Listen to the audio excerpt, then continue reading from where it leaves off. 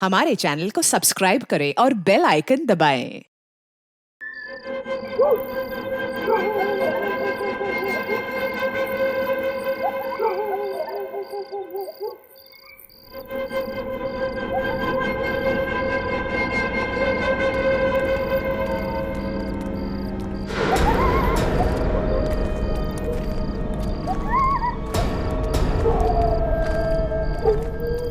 रुक जाओ, अपने अपने मुखौटे खोल दो।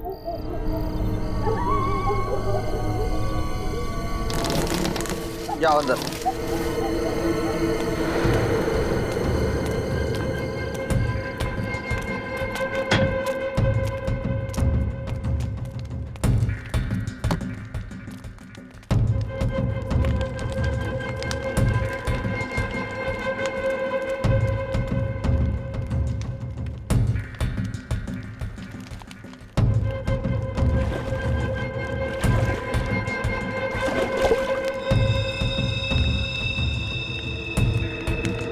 जो करना है कर लो, लेकिन तुम अब मुझसे अब ये काम नहीं करवा पाओगे। ये इंसानियत नहीं है, हैवानियत का काम है। तुम लोग मानव नहीं, दानव हो। दानव हो तुम।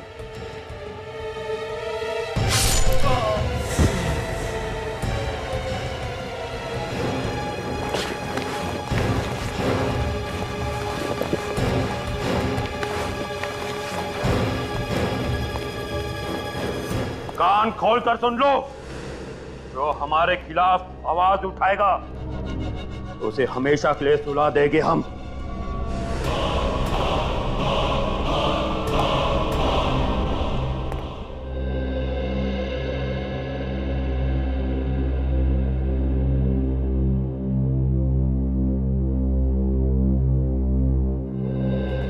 इतना क्या मेकअप करती हो रिया?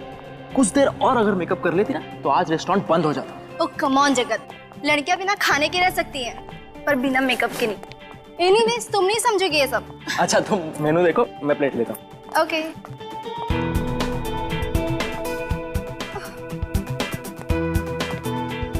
ये कितना ऑयली है, मैं नहीं खाऊंगी ये सब। रिया थोड़ा खाने से कुछ नहीं होता है। नहीं, मुझे तो अपना 6 किलो वेट और कम करना है। एक काम करती हूँ, मैं सूप ले लेती हूँ। मैडम जी इतनी डाइटिंग करोगी तो एक दिन हवा में गायब हो जाओगी। ठीक है, तो ये ग्रैब सूप है, वो ले लो। ठीक है ओके।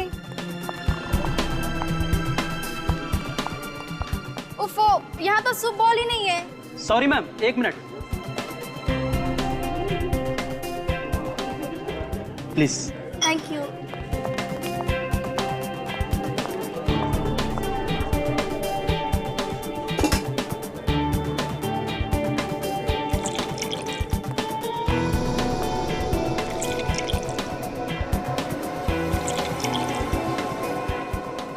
हो गया रिया? हाँ हो गया। चलो, कह रही थी तुम्हारे दीदी का कॉल आया था। दीदी का नहीं, मामा का फोन आया था। अच्छा मम्मा का कॉल था। हाँ तो रिया क्या कह रही थी तुम्हारी मामा? अरे यार मैं तो तुम्हें बताना ही भूल गई। हाँ वो कह रही थी ना कि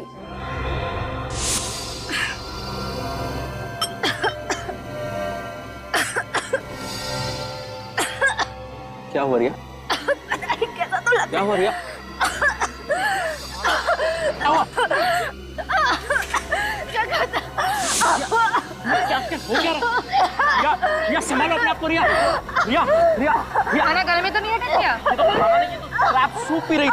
रिया, मुझे पानी खिलाओ ना उसे। क्या हुआ है? रिया, रिया, ये लो पानी। रिया पानी। ये तो मर गई है। रिया, रिया उठो रिया, रिया, रिया, रिया उठो रिया। रिया, कौन है इस होटल का मैनेजर? सर मैं हूँ मैनेजर। तुम इस होटल के मैनेजर हो? क्या मिलाया था तुमने सूप में? सर, हमने सूप में कुछ नहीं मिलाया था सर। तुम जाकर बावर्ची को बुला कर लाओ जल्दी। बावर्ची को बुलाने की जरूरत नहीं है, अब तो सीआईडी आएगी।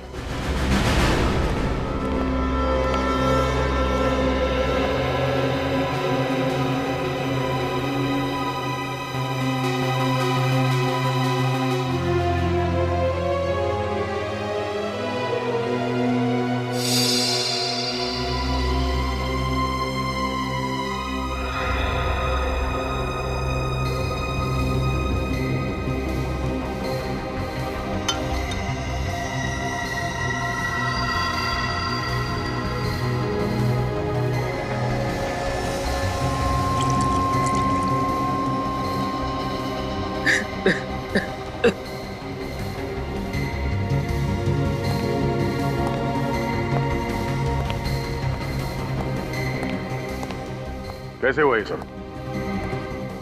सर, मैं और रिया इस डाइनिंग हॉल में जब दाखिल हुए तब तक रिया बिल्कुल ठीक थी सर। जैसे ही उसने ये सूप पिया और कुछ ही पलों में उसे बेचैनी होने लगी और ये सब कुछ हो गया। रिया को इससे पहले भी ऐसा कभी कुछ हुआ था? नहीं सर। कोई पुरानी बीमारी? नहीं सर, रिया बिल्कुल तंदुरुस्त थी सर। वो तो सर इन लोगों ने उस सूप में जहर मिलाया और मेरी बीवी को मार डाला सर। कमाल करते हैं आप। पिछले 2 घंटे से आप एक ही बात दोहराए जा रहे हैं। सर आप ही सोचिए, रिया मैडम ने जो सूप पिया है, हमारे बाकी गेस्ट ने भी वही सूप पिया है। सर अगर सूप में जहर होता तो बाकी लोगों पर भी तो इसका असर होता। आप लोग आपस में बहस करना बंद कीजिए। अच्छा, आप लोगों ने भी सूप पिया था तो आप लोगों को बेचैनी नहीं हुई? नहीं सर, अभी तक तो कुछ नहीं हुआ। पर मुझे इस औरत की लाश देख करके बेचैनी हो रही है। मैम, जो सवाल पूछा जाए उसका जवाब दीजिए आप। सॉरी सर, असल में मैं 2 बाउल भर के सूप पी थी, पर मुझे कुछ नहीं हुआ।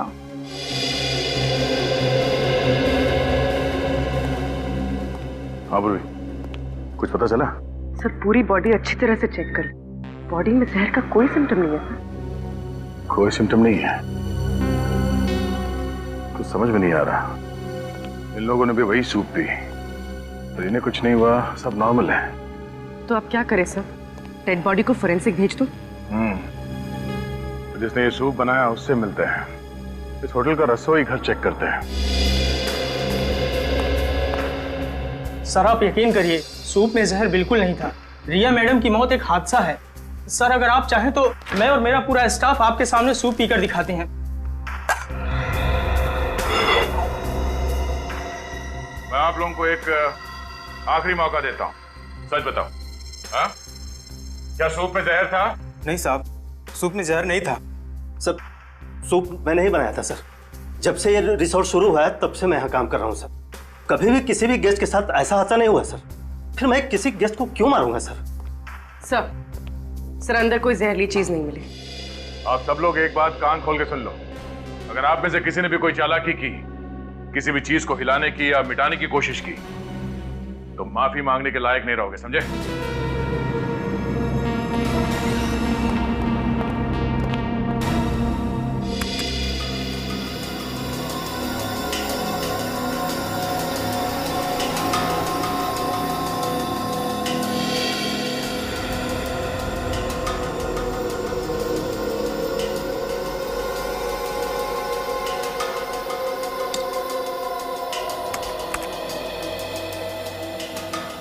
सर इस बात पर तो कोई भी विश्वास नहीं करेगा। जानता हूँ तारिका, और खास तौर पर वो प्रद्युमन तो बिल्कुल विश्वास नहीं करेगा। उसे समझाने के लिए तो ये सब कुछ दोबारा से करना पड़ेगा। क्या समझाना चाहता था तू साळुंकी? कि रिया के सूप में जहर था? जहर नहीं था बस। मैं रेहा का सूप और बाकी खाने की चीजें टेस्ट कर चुका हूँ। रेहा की मौत जहर की वजह से नहीं हुई। जहर की वजह से नहीं हुई तो फिर हुई कैसे मौत? एलर्जी से। एलर्जी से? हाँ बस। जैसे ही रेहा ने वो क्रैब सूप पिया, उसके फूड पाइप में स्वेलिंग होने लगी। वो सूजने लगा, जिसने ट्रैकिया पर प्रेशर डाला और उसकी वजह से इसका दम घुट गया और ये मर गई। अगर रिया की मौत एलर्जी से हुई है, जहर से नहीं, तो फिर इसके पति का शक भी सही नहीं है। कोई केस है ही नहीं बॉस, केस तो है। रिया का केस नहीं है, लेकिन एक और केस आप लोगों का इंतजार कर रहा है। वो क्या?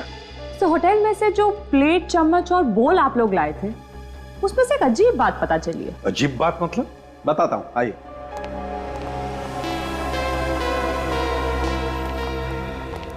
बॉस, ये चम्मच सेरेमिक का है और सेरेमिक 3000 डिग्री सेल्सियस पे पिघलने लगता है।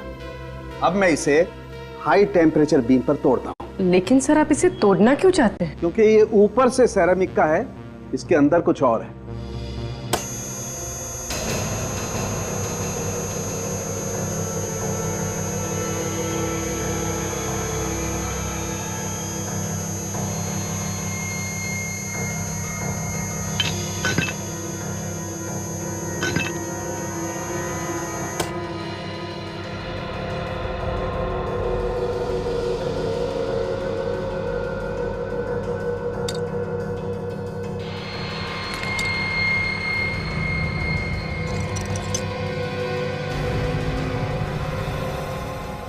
यार साळुंखे, ये तो हड्डी है। हाँ बॉस, ये एक हड्डी ही है। और चौंकाने वाली बात यह है कि किसी जानवर की हड्डी नहीं है, बल्कि ये एक इंसान की हड्डी है। क्या? इंसान की हड्डी? हाँ, किसी इंसान की पेल्विक बोन को काटकर उस पर सेरेमिक कोटिंग की गई है। लेकिन ये कैसे हो सकता है सर? हो सकता है, मैं बताता हूं। बॉस, हजारों साल पहले भी लोगों ने इंसान की हड्डियों से क्रॉकरी बनाई है। ये देखो, ये जो चम्मच है ये किसी ने छोटे बच्चे की उल्ना, ये हाथ की ऊपर वाली हड्डी को तराश के बनाई है, जैसे कि वो चम्मच बनी है। और इतना ही नहीं बॉस, वो जो प्लेट आप लोगों को होटल से मिली है उसमें तो एक नहीं, अलग अलग 12 इंसानों की हड्डियां मिली हुई है। उस प्लेट में 12 लोगों की हड्डियां मिली है? हाँ। माय गॉड, कौन कर सकता है ये?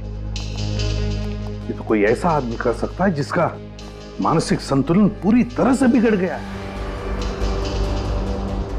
पता लगाना पड़ेगा होटल से कि उनको क्रॉकरी कौन सप्लाई करता है।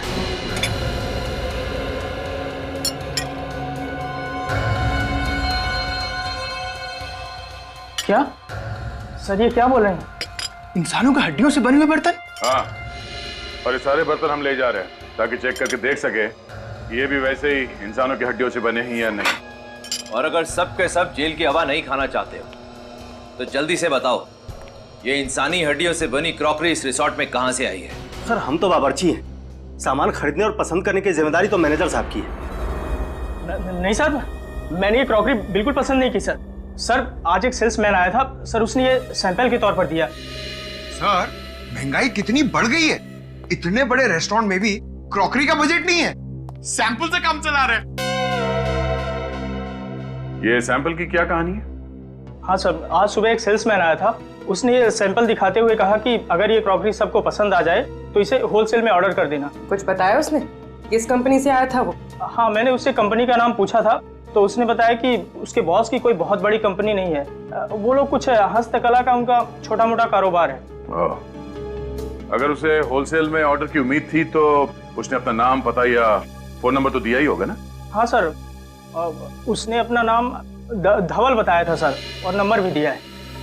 सेल्समैन धवल?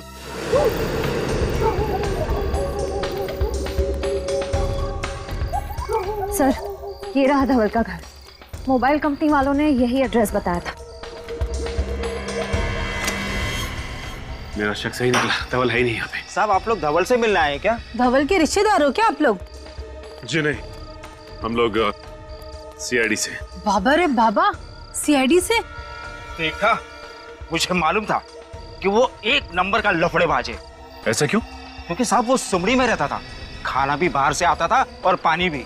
कब से रह रहा था वो यहाँ पे? 3 महीने हो गए मैडम, लेकिन 3 महीने में मुश्किल से 3 बार किसी से बात किया होगा। सर, अच्छा ये बताइए कि इस धवल के बारे में कोई ऐसी बात जो आप लोगों को अजीब सी लगी? 2 हफ्ते में एक बार एक वैन आता था, वो भी देर रात को। कैसी वैन? वो तो मालूम नहीं साहब, लेकिन वो वैन यहाँ घर के सामने आकर खड़ी रहती थी। यहाँ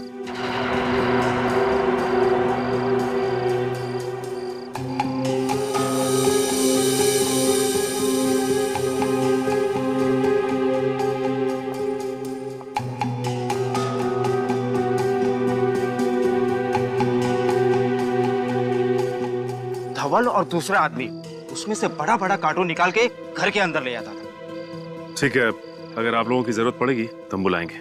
आप लोग यहीं रुकिए। जी। क्या श्रेया, कुछ मिला क्या? सर ये देखिए, शायद धवल की फोटो है ये। धवल की फोटो? इस फोटो को देखिए, क्या यही धवल है? हाँ साहब, यही धवल है।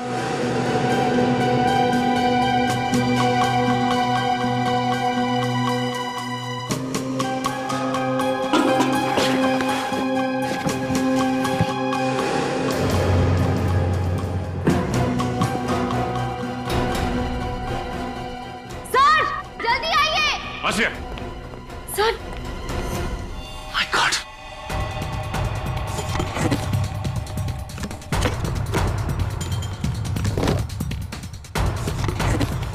ओह नो, इतने सारे कंकाल। लेकिन सर, धवल ने इन लोगों का खून किया, किसी को पता कैसे नहीं चला? ये लोग चीखे तो होंगे, बदबू तो आई होगी। नहीं श्रेया, इन्हें यहां नहीं मारा गया है, बल्कि इन्हें बाहर मारा गया है और इनकी हड्डियों को लाया गया है कार्टन्स में। लेकिन सवाल ये उठता है कि ये लोग थे कौन जो मारे गए, और धवल ने इन्हें मारा कहाँ है? सर, एसीपी सर ने कहा है कि सारी क्रॉकरी की दुकानें चेक करो, पर कहीं कुछ पता ही नहीं चल रहा है। श्रेया, मुझे पूरा यकीन है कि ये क्रॉकरी जिन्होंने होटल में दी है तो किसी ना किसी दुकान में भी जरूर दी होगी। ध्यान से देखते रहो। सर ये भी क्रॉकरी की दुकान ही लग रही है। चलो चल के देखते हैं। भाई साहब, हम लोग सीआईडी से। सीआईडी? जी हाँ, सीआईडी। अच्छा ये बताइए कि इस तरह की क्रॉकरी कौन बनाता है और कहाँ बनाई जाती है? सर ये देखिए, इस प्लेट पर भी बिल्कुल वैसी डिजाइन बनी हुई है। इस दुकान का मालिक कौन है? हम दोनों सर। मेरा नाम मानिक और ये मेरा भतीजा सागर है। आप लोग हमारी दुकान पर क्यों आए? क्रॉकरी बेचना कोई गुनाह है क्या? क्रॉकरी बेचना तो गुनाह नहीं है, लेकिन इस तरह की क्रॉकरी बेचना गुनाह जरूर है। ये बताइए, इसे सप्लाई कौन करता है आपको? सर, ये कोई बड़ी फैक्ट्री का माल तो है नहीं। बाकी और क्रॉकरीज की तरह इस पर किसी कंपनी का नाम नहीं है। सेल्समैन आते हैं और सैंपल के तौर पर ये सेट यहाँ छोड़ जाते हैं। बाकी उनका माल बिकता है तो ये रोकड़ा हम उनको देते हैं। और ये माल लगातार नहीं मिलता, 2-3 महीने में एक ही बार आता है। और हाँ, हर बार सेल्समैन भी अलग अलग होते हैं। इसे पहचानते हैं आप लोग?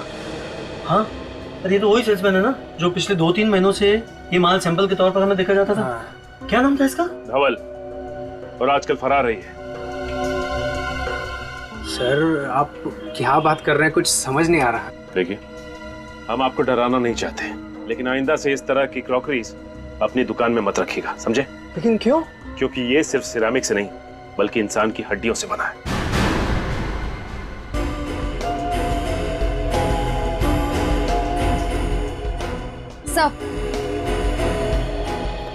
सर ये देखिए, वैसी ही प्लेट है और वैसा ही बोल है।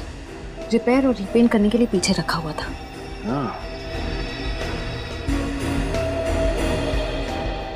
भाई साहब, इसे रिपेयर और रीपेंट आप किससे और कैसे करवाते हो? सर, वो धवल वही ऐसे खराब पीसेस को खुद आकर वापस ले जाता है और वर्कशॉप में रिपेयर करवाता है। श्रेया, एक बार ये पता चल जाए कि ये कारीगर हैं कौन, तो सप्लायर कौन है ये खुद ब खुद पता चल जाएगा। सर, धवल के घर से जो खोपड़ियां मिली हैं, उसके जरिए डॉक्टर साळुंके ने अब तक 15 लोगों के चेहरे बनाए हैं। सर, ये है वो लोग।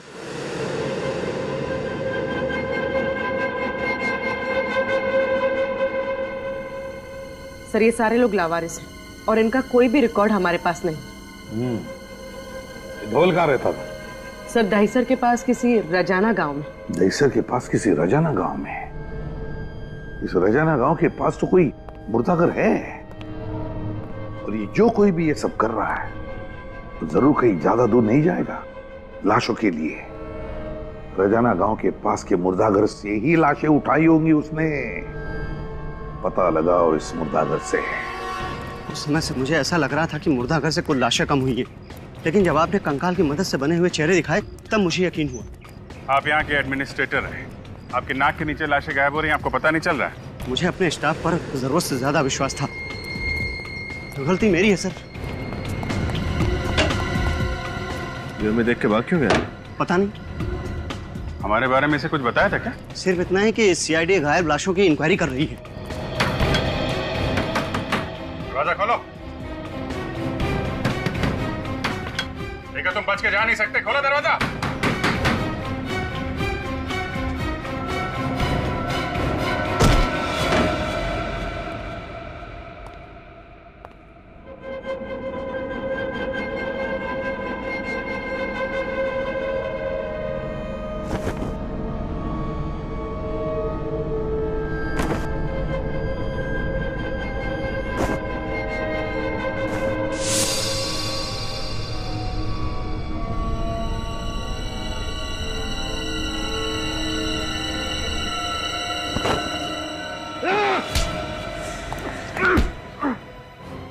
जिंदा रहने के लिए मुर्दों का सहारा ले रहा है?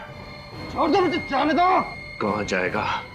तुझे तेरी मंजिल तक तो हम लेकर जाएंगे। लाशों की चोरी करता है। ये करता था लाशों की चोरी? हाँ, और ये मत पूछना कि लाशों के साथ ये क्या करता था। ले चलो इसे। कुछ साबित नहीं कर पाओगे इंस्पेक्टर, कुछ भी नहीं।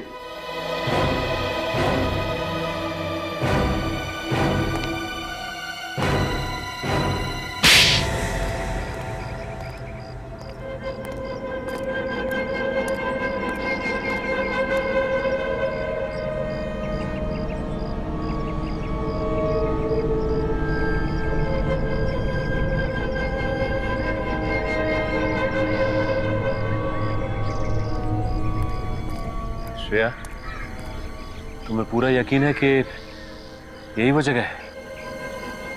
हाँ सर, हमारे खबरी ने इसी जगह के बारे में बताया था जहाँ पर क्रॉकरी पर हैंड पेंटिंग करने वाले कारीगर काम करते हैं। सर, उसने तो ये भी बताया था कि इनमें से कुछ कारीगर रात में कभी कभी गायब हो जाते हैं।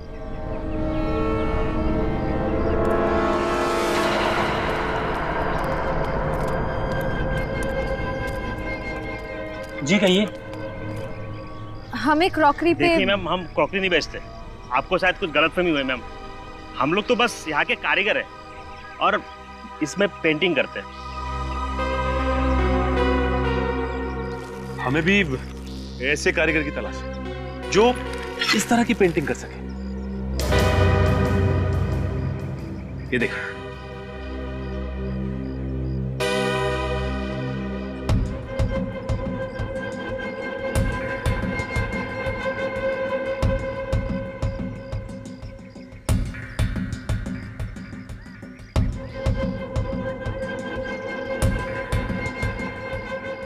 अरे नहीं साहब, ऐसा काम हमने कभी नहीं किया साहब। लेकिन हमने तो सुना है कि ऐसा काम आपके वर्कशॉप में होता है।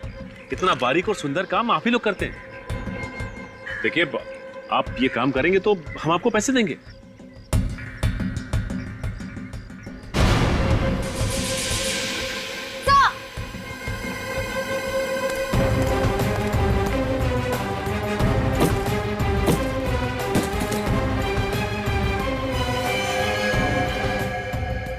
ये तो मर चुका है। रुक जाओ, गोली मार दूंगा मैं।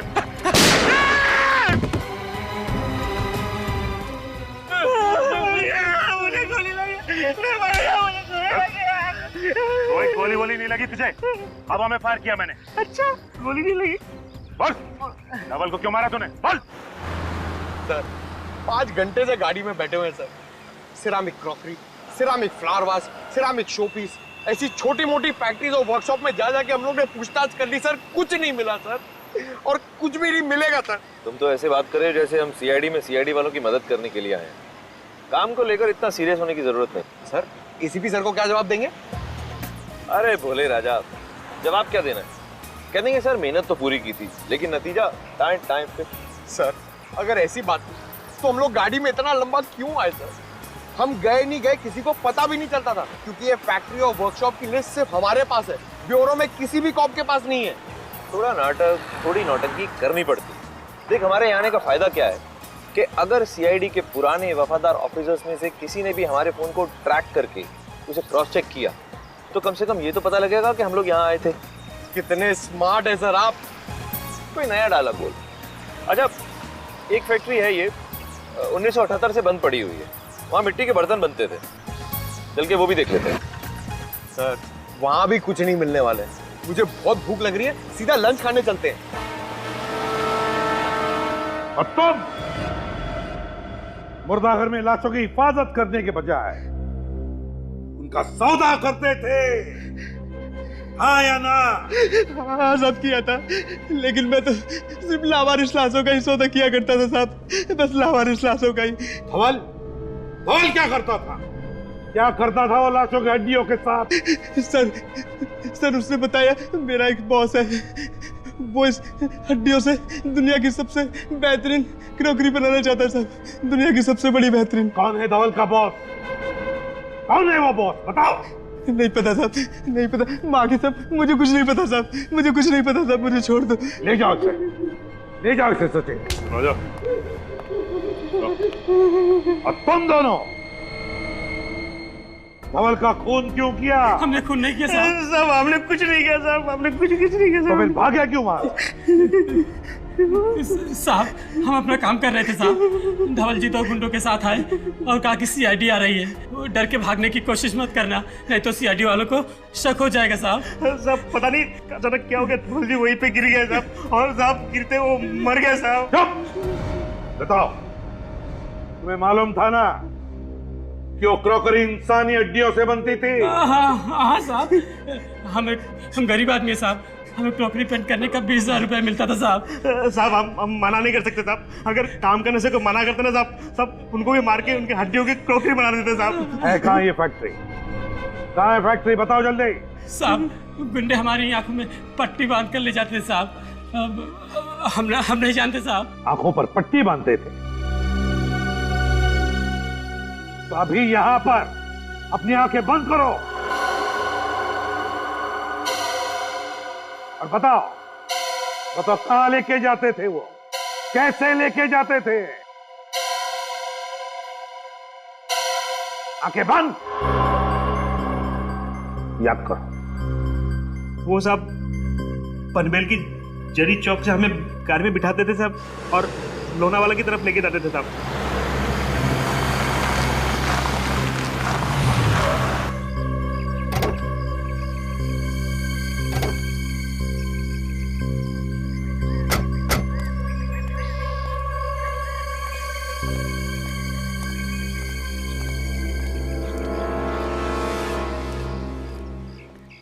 सर दिखने में तो कितनी बड़ी फैक्ट्री लग रही है ना। अब चलें यहाँ से सर, मुझे बर्गर खाने का बहुत मन कर रहा है, और वैसे भी उन लोगों को मालूम पड़ जाएगा ना कि हम लोग यहाँ पे आए थे। अब जब यहाँ तक आ ही गए हैं तो अंदर भी देख लेते हैं। आ जा सर।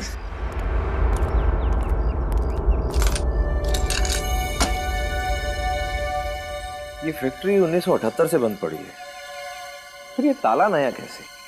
सर अभी तो आपने कहा था कि हम लोग सीआईडी का काम करने नहीं आए, तो ये ताला नया हो कि पुराना, आपको क्या फर्क पड़ता है? अरे बुद्धू, यही तो मौका है। देख, अगर कोई काम की चीज हाथ नहीं लगी तो बोल देंगे सर हमें कुछ भी नहीं मिला, लेकिन अगर कोई सुराग या सबूत हमारे हाथ लग गया तो सोच, पूरे शहर में ढिंडोरा पिट जाएगा कि सूरज और पंकज ने इतना मुश्किल केस अकेले ही सॉल्व कर लिया, जिसे सीआईडी के बड़े बड़े दिग्गज भी सॉल्व नहीं कर पाए थे।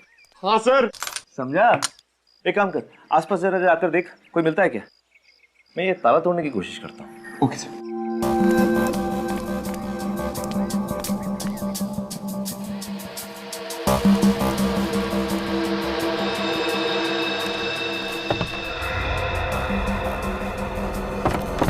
सर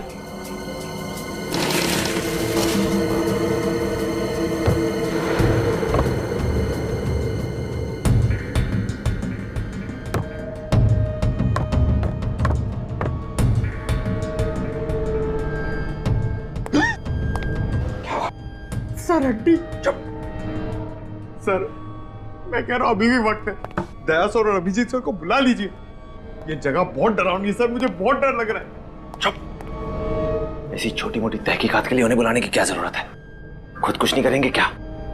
चुपचाप मेरे पीछे आओ, देखिए इस कमरे में है क्या।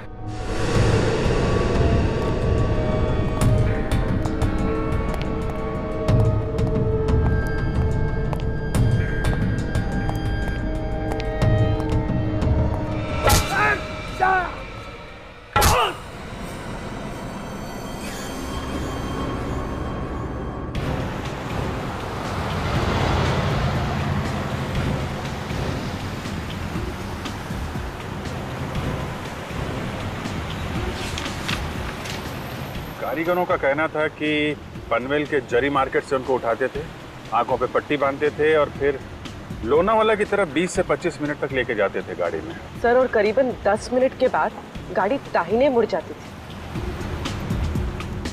6-7 मिनट तो हो गए हैं लोनावाला की तरफ। देखते हैं आगे कौन सा राइट टर्न है।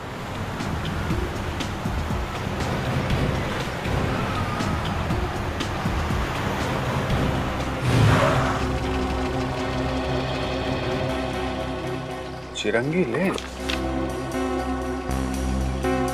चिरंगी लेन, यही हो सकता है। इधर ले लो।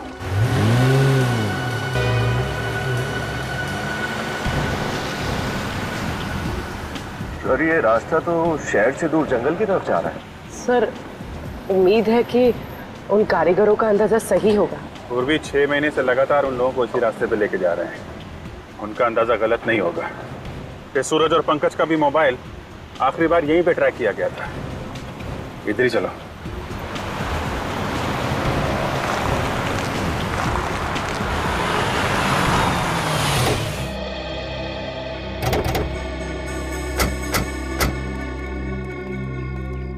सर रास्ता बंद है यहाँ पर। करीब 25 मिनट हो भी गए। तो सर उन कारीगरों ने ये भी बताया था कि गाड़ी से उतरने के बाद करीब 5 मिनट तक उन्हें जंगल में पैदल ले जाया जाता। चलो फिर जंगल में चलते हैं।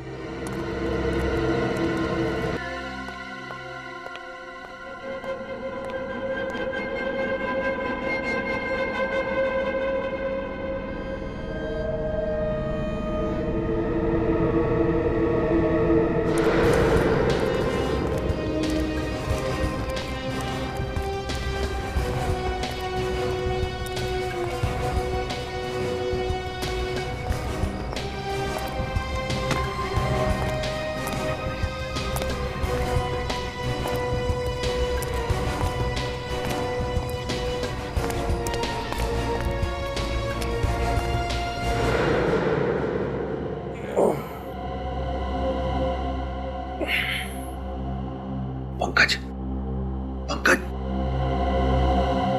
पंकज, पंकज, उठ। चुप, चुप, धीरे बोल, धीरे बोल, धीरे बोल।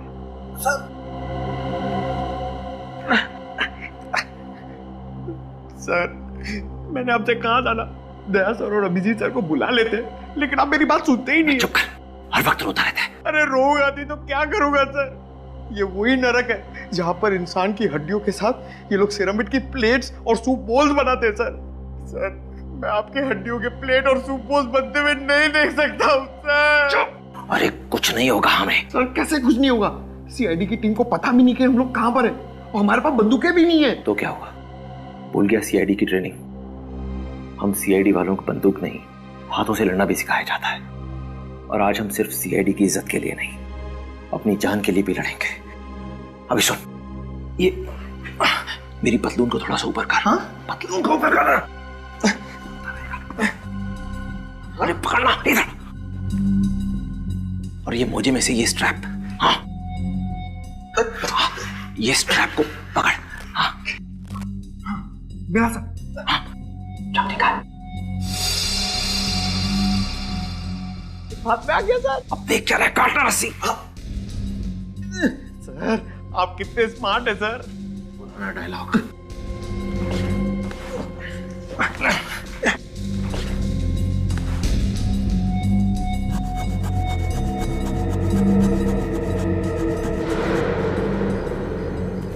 सर इतने बड़े जंगल में उस जगह को ढूंढना बहुत ही मुश्किल होगा। याद है उन कारीगरों ने कहा था ना कि जंगल में कुछ दूर चलने के बाद उनके शरीर पे पानी के छींटे पड़ते थे। सर यहाँ ना तो कोई नदी है ना ही कोई झरना। कुछ ना कुछ तो होना चाहिए। सर कहीं ऐसे तो नहीं कहीं कोई पानी का पाइप वाइप फट गया हो सकता है, ढूंढो।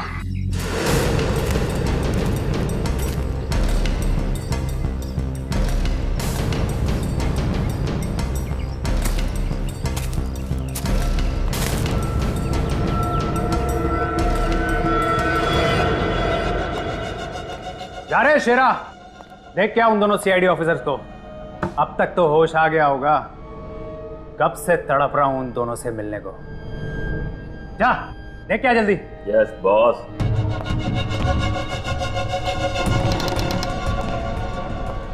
चल।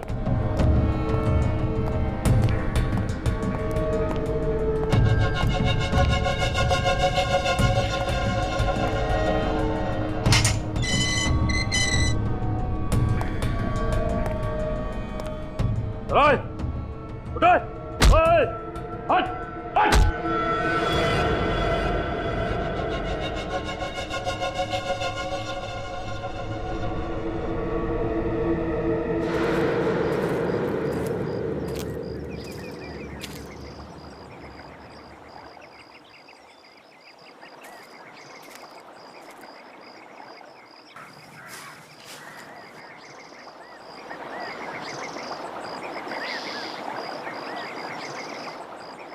पूर्वी,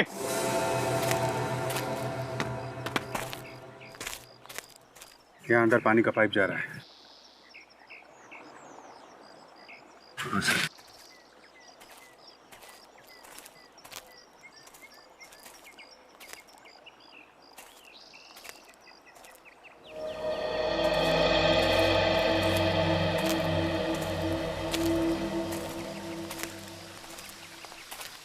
ओह,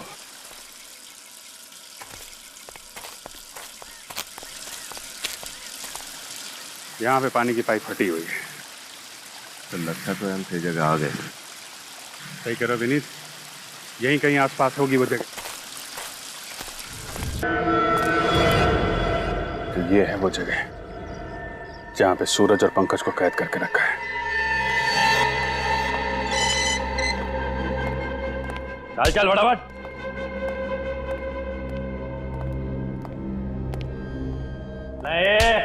चलो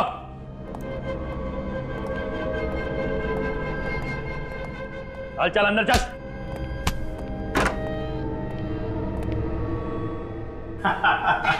आओ मेरे मेहमानों, आओ।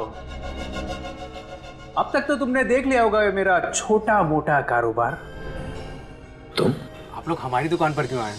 क्रॉकरी बेचना कोई गुनाह है क्या? सर, ये वही सागर है जिसकी होलसेल मार्केट में सिरामिक्स की दुकान है। हाँ, सागर, सागर।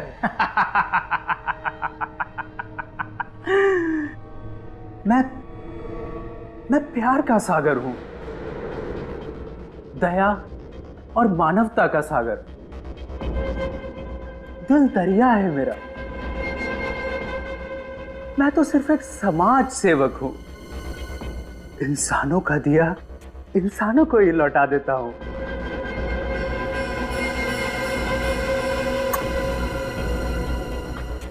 इंसानों की हड्डियां मिट्टी में क्यों मिले? इन हड्डियों से बर्तन क्यों ना बनाए जाएं? हैं?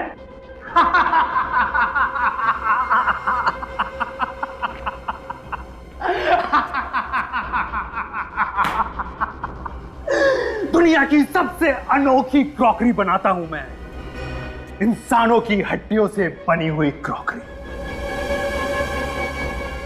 और इस बार तो कुछ अनोखा डिजाइन करना होगा, कुछ स्पेशल, जिसमें सीआईडी अफसर्स की हड्डियां हो।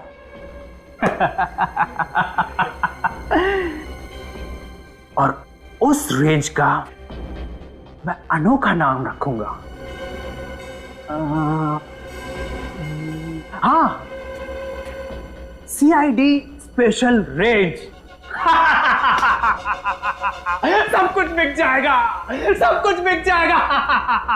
चुप! ये तू ठीक नहीं कर रहा है सागर। तुझे अंदाजा नहीं है कि हम सीआईडी वाले क्या कर सकते हैं।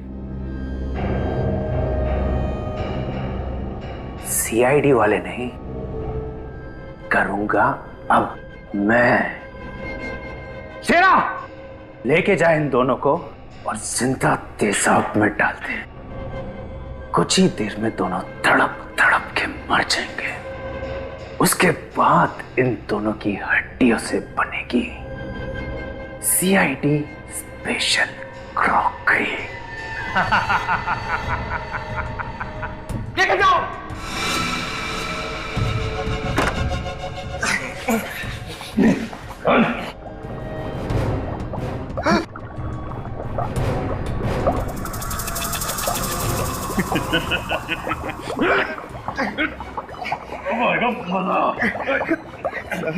और बर्दाश्त नहीं हो रहा सर।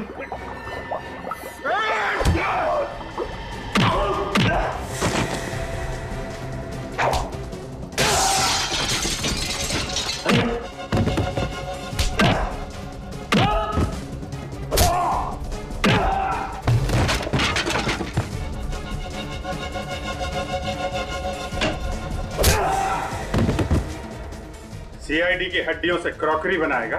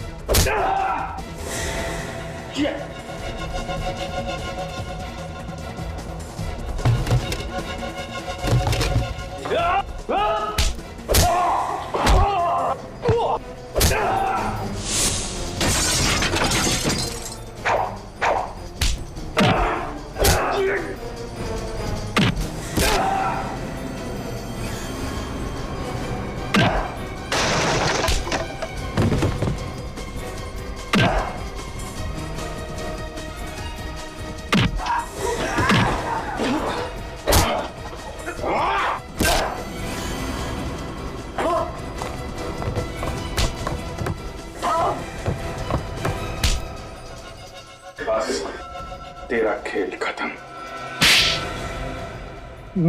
मैंने कोई जुर्म नहीं किया, मैंने कोई जुर्म नहीं किया। ये तो एक कला है, कला।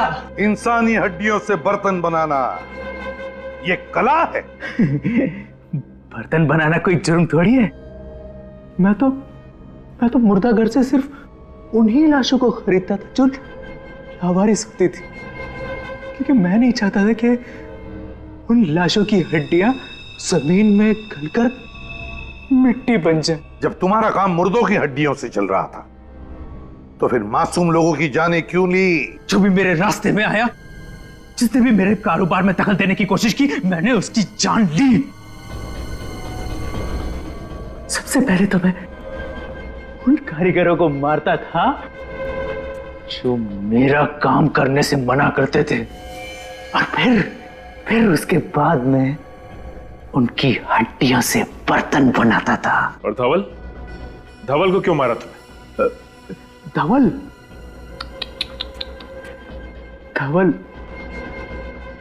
मेरा बहुत चहीता था, दाहिना हाथ था मेरा। लेकिन क्या करें, आप लोगों ने उसको पहचान लिया और धंधे की वजह से मुझे उसको मारना पड़ा। अब आज के बाद अपनी खुद की हड्डियों के अलावा और किसी की भी हड्डियों को महसूस नहीं कर पाओगे। मेरी हड्डियां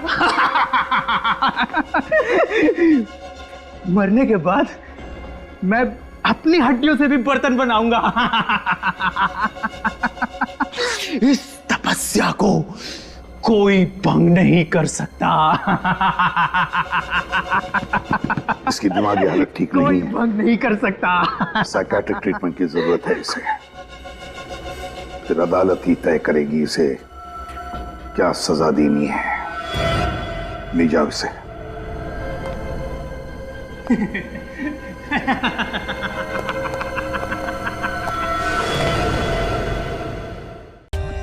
For more updates, subscribe to our channel, click the show links and enjoy watching the videos.